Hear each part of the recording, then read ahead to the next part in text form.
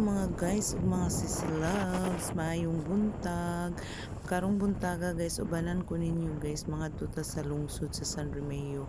Kay mangita ta og ATM machine na amang kuno dito dapit sa munisipyo. So nagpagas asa mi guys, then after namong nagpagas, ni padayon nata. So di nata sa barangay Manyo guys. Crossing pa sa barangay Biasong, Sitio Biasong, barangay Manyo. Kani siya diri mao na ni ang sentro sa barangay Manyo guys. Na siya. Sa una guys, nagskwela pa ko, everyday na ako ni ginaagian guys. Usahay og walay mga sakyanan guys, amo pa ning mahimong baktason. Kani siya diri nga lugar sa highway.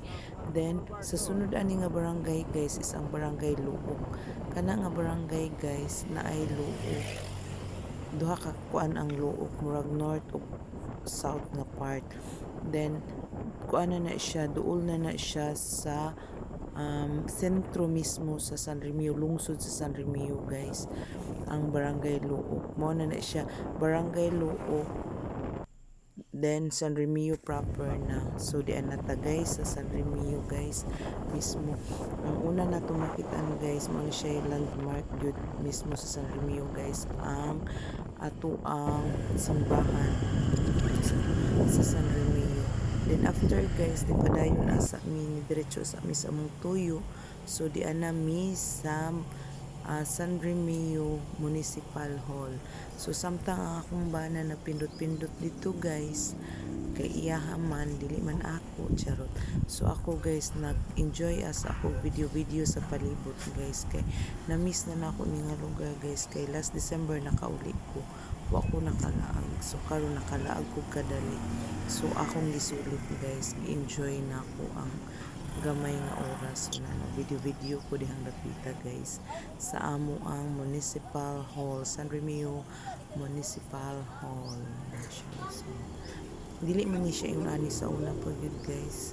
So ako nagadyog kayo improvement ang San Remeo karon. Na siya guys. Then pagkahuman na mo dinhang dapita guys, pagbalik na mo ni hapit sa mi sa simbahan na nagkot asa mi. So nagpalit mi og kandila na nagkot mi.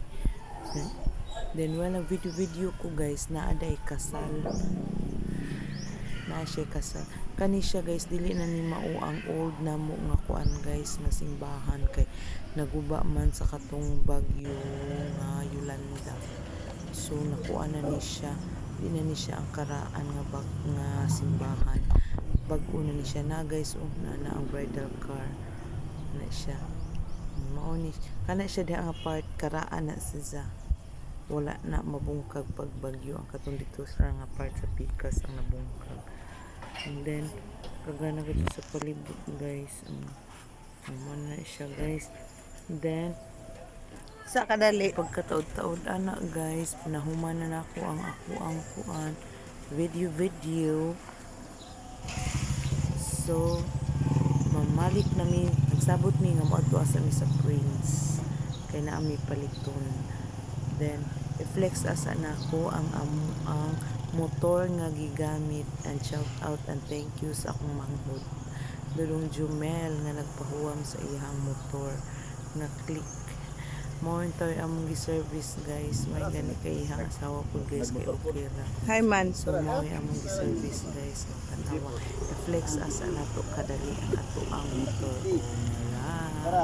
Ang ako ang hobby body mo ay nag-drive.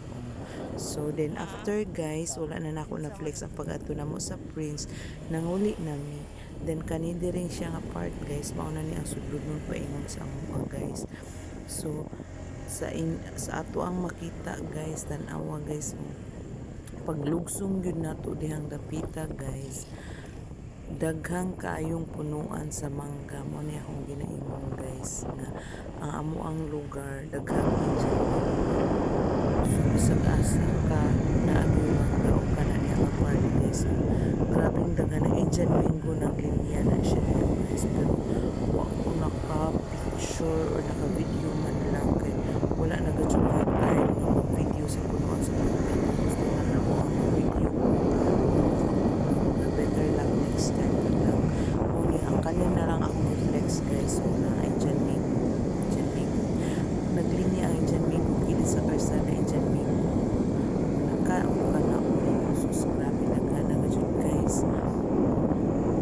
guys dili niingon ani ang mga kalsada guys upload pa niya kay ini karon kay nasa minto na na siya diha guys.